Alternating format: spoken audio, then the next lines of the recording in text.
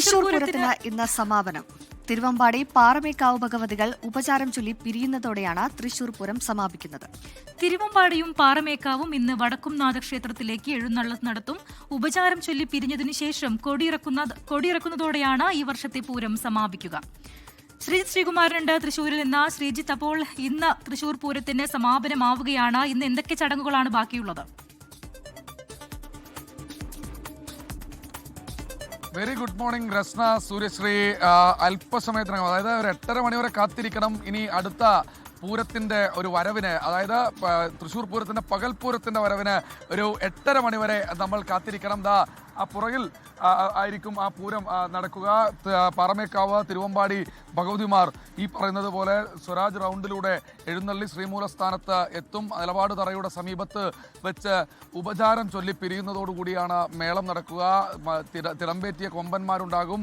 പകൽപൂരം എന്നാൽ ഈ നാട്ടിൽ അറിയപ്പെടുക ഈ നാട്ടുകാരുടെ പൂരമെന്നാണ്, അതായത് തൃശ്ശൂരുകാരുടെ പൂരമെന്നാണ്.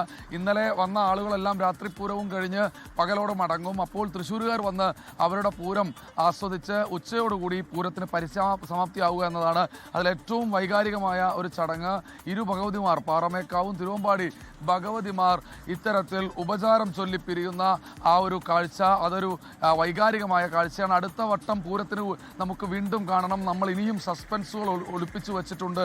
അതുപോലെ നമുക്ക് ഒരുപാട് വർണ്ണവിസ്മയങ്ങൾ നൽകാനുണ്ട് എന്നൊക്കെ പറഞ്ഞ് ഈ തിരുവമ്പാടി പാറമേക്കാവ് ഭഗവതിമാർ ഉപചാരം ചൊല്ലിപ്പിരിയുന്നതോടുകൂടിയാണ് ഇത്തരത്തിൽ ഈ പൂരത്തിന് സമാപനമാവുക. എന്തായാലും 8:30 മണിയോടുകൂടി മേളം ആരംഭിക്കും. ശേഷം സ്വരാജ് റൗണ്ടിലൂടെ ഈ പറയുന്ന പാറമേക്കാവ്, തിരുവമ്പാടി ഭഗവതിമാർ ഇങ്ങോട്ട് എഴുന്നള്ളും. ശേഷം ഉപചാരം ചൊല്ലിപ്പിരിയും. ആ ഉപചാരം ചൊല്ലിപ്പിരിയൽ ഒരു 12 മണിയോടുകൂടി 11 മണിയോടുകൂടി ആ ഉപചാരം ചൊല്ലിപ്പിരിയൽ കൂടി പരിസമാപ്തി കുറിക്കുന്നതോടുകൂടി ഇത്തവണത്തെ തൃശ്ശൂർ പൂരത്തിന് പരിസമാപ്തിയാകും. ഞാനിപ്പോൾ നിൽക്കുന്ന തിരുവമ്പാടിയുടെ പന്തലിലാണ്.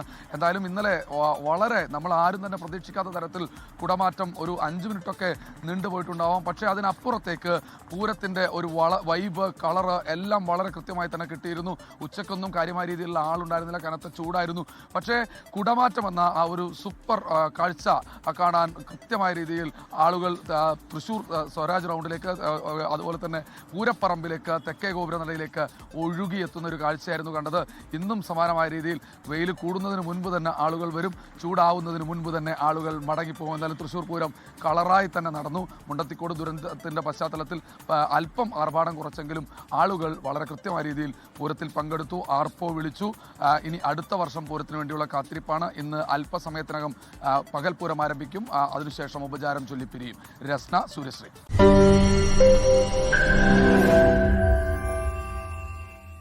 ലോകത്തെവിടെയായാലും ഏത് സമയത്തും 24 വാർത്തകളും ഓഗ്മെന്റഡ് റിയാലിറ്റി പാക്കേജുകളും എക്സ്പ്ലെയിനറുകളും വിശദമായി കാണാൻ ഞങ്ങളുടെ യൂട്യൂബ് ചാനൽ നിങ്ങൾക്ക് സബ്സ്ക്രൈബ് ചെയ്യാം.